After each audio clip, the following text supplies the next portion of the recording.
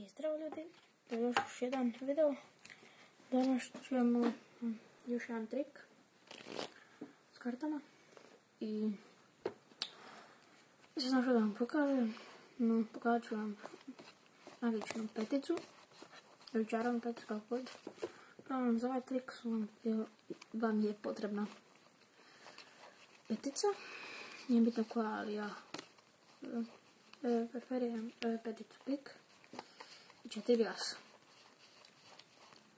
1, 2, 3,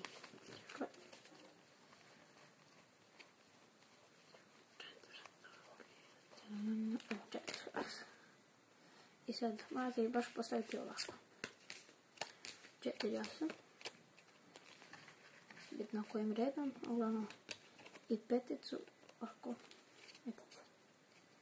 I sad okrenete ovako, ovaj špil stavite ovako. I sad samo možete lažno promiješati, dakle ovo, hop, samo pazite da vam se ne vidi petica. I tu, ups, vratite nazad. I to napravite 2-3 puta. I sad špil na pola. I uzmete od ovom ili ćete publici da upamte ovu kartu. U ovom slučaju dečko kara. I s ovim špilom presjećete preko. I sad, ako pucne prsima, dogodit će se čudo. Karta se okrene naopako. To petica pik. I sad, vidite. I vučete peticu pik. Ove 4 karte. 3